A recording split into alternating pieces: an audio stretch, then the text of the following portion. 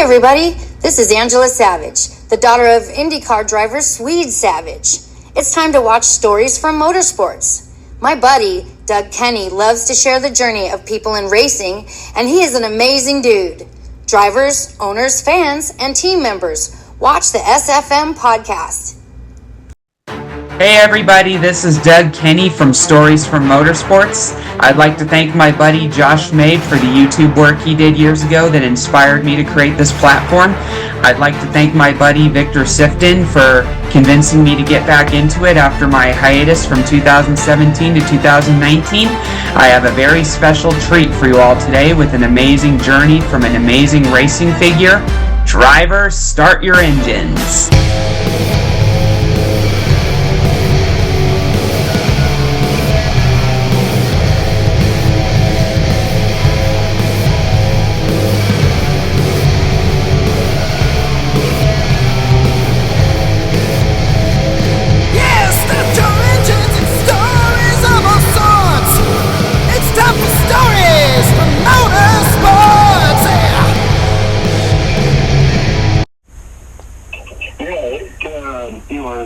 Our first one with Corvette Racing in '99 was an adventure.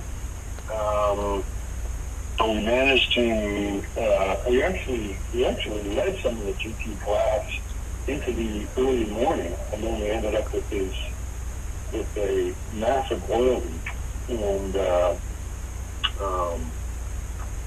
we lost a bunch of time trying to fix it. Then it started to rain, and we managed to just finish it. I think we ended up third in the GT class. So we got on the podium, but it was the last few hours were a real struggle. But yeah, it was 24-hour races are I say this on a regular basis. The best part of the 24-hour car race is when it's over. They're hard work for everybody. Hard work preparing for, and the crew works their tails off, and pit stops every hour. Because that's about how long you go in a tank of fuel. And and there's taxing on the drivers, obviously. Daytona is the one event that you can use. Le Mans is 3 drivers maximum. Or is it 3 drivers? It's 3 drivers maximum, but you have to use 3 drivers. And Daytona, you can use more. We had in 2001 when we ran with when Dale and Junior drove with us. It was 4. Again, partially to accommodate the fact that Corvette Racing was 6 drivers, and then they added both Earnhardts, and we had one of the 4-car. We were always in the 3-car, and the 4-car Frank Freeman joined us at Total Soul for 2001. But Daytona is Daytona. It's a magic place. But the two 24-hour races, Daytona and Le Mans, are very, very different. Daytona is generally the visibility at night is still pretty good, whereas Le Mans, the lap is more than twice as long. Le Mans is 8.5 miles around, and a lot of it is public roads. And with the Mulsanne Strait, which is broken up by a couple of chicanes, you've got it's a two-lane road, and then there's probably 15 feet of grass, then guardrail and trees. So it's it takes on a very different look at night as well.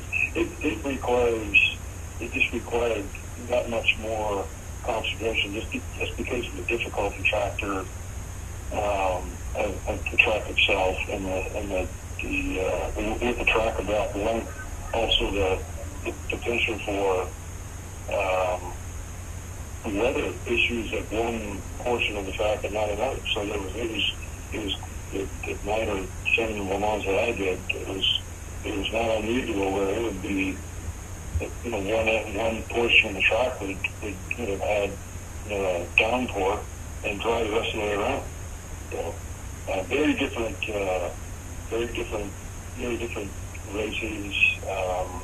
Again, Daytona being about 3.5 miles around, if you do the infield and the majority of the oval. It's quite easy to stay focused just because it's so busy.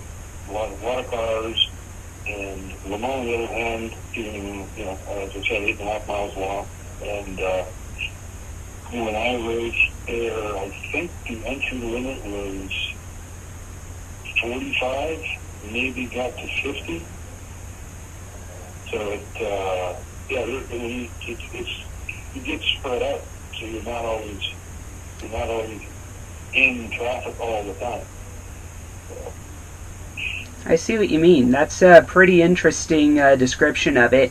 When you drove with Dale Sr. and Dale Jr., did they offer you something regarding NASCAR down the road, or what was that about?